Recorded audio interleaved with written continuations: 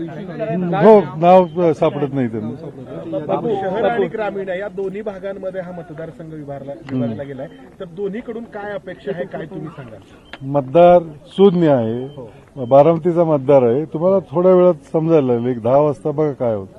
Confidence फार दमदार आहे दोन्ही बाजूंनी, तसाच कॉन्फिडन्स आहे. पण मी तुम्हाला एक सांगू, जर 24 असतील ना, 24व्याला पण वाटत असतं मी निवडून येणार. कॉन्फिडन्स असल्याशिवाय कोणी फॉर्म भरत नाही. कोणीही हरायला उभा राहत नाही. किती मतांनी योगेंद्र विजय होतील, काय अंदाज आहे? नाही, विजय हा विजय असतो. मी उगेच लाखाच्या गोष्टी करणार नाही. विजय फक्त विजय असतो. विधानसभा निवडणूक आणि लोकसभा निवडणूक या दरम्यानच्या काळामध्ये काय काय घडलं असं तुम्हाला वाटतं की या सगळ्या बारामतीचं म्हणजे मतदारांना असं वाटत होतं की आपल्याला अधिक महत्व आलंय यावेळी, की बाबा उमेदवार आपल्याकडे येत आहेत. म्हणजे एरवी इथले मतदार जे आधीच त्यांचा निकाल घ्यायचे, मग लोकसभा असेल विधानसभा असेल, मतदारांसाठी सुद्धा वेगळी ठरलेली नाही. कारण आमचा उमेदवार तर नवीन पहिल्यांदा लढत होता, त्याच्यामुळं प्रत्येक मतदाराला भेटणं त्याचं कर्तव्य होतं आणि ते त्यांनी पार पाडलं. आणि समोर दादा 30 वर्ष राजकारणात आहेत, त्याच्यामुळे ते सगळ्यांना ओळखतात, त्याच्यामुळे ते गेले नसतील. पण लढत कडवी दिली आहे. म्हणजे अनेक ठिकाणी वाड्या वस्त्यांवर अशी चर्चा होती की दादा 30 वर्षात कधी आलेली निवडणुकीच्या दरम्यान, सुरुवातीला यायचे आणि शेवटी यायचे. आता ते वाड्या वस्त्यांवरती फिरले, लोकांना त्यांनी काय काय कामं केली त्याचे कागद दाखवले आणि ग्राउंडवरती येऊन त्यांना सगळं सांगावं लागलं लोकांना. ठीक आहे ना, मधून अधून करावं लागतं. लोकसभेच्या ट्रेंड होता, साहेबांची काय बोलणं झालं, त्यांनी काय या सगळ्या मतदानानंतर काय अंदाज वर्तवला?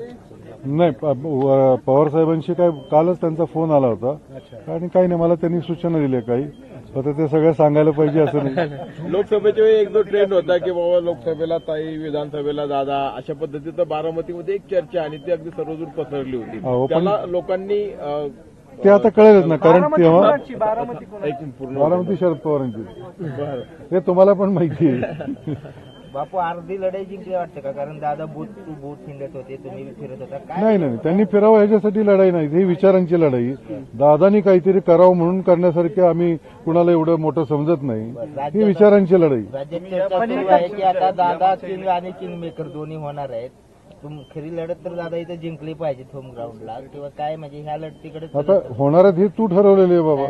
तू ऑलरेडी म्हणतो की दादा किंग मेकर होणार आहेत. नवाब मलिक म्हणतात. नाही, नवाब मलिक केवढा राजकीय काय म्हणतात तज्ञ आहेत हे मला माहित नाही. बापू, हिंदी में बताइए, कितना विश्वास है आपको योगेंद्र की जीत को लेकर, और जिस तरह कैंपेनिंग हुई क्या लग रहा है आपको? क्या पूरा विश्वास है, ये डेमोक्रेसी है. आपको पता चलेगा, 2-3 घंटे में ही पता चलेगा.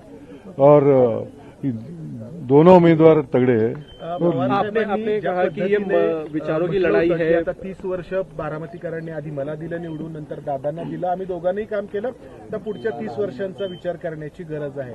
तर मतदारांमध्ये या सगळ्या विधानानंतर काय तुम्ही प्रतिक्रिया पाहिली होती? नाही, मतदार तुम्हाला पण माहिती आहे, बारामतीचा मतदार बोलत नाही, ते शांत राहतो. सुप्रियाताईंच्या वेळेस पण तेच झालं. तो व्यक्त होत नाही, पण जे काही त्याला योग्य वाटतं ते तो करतो.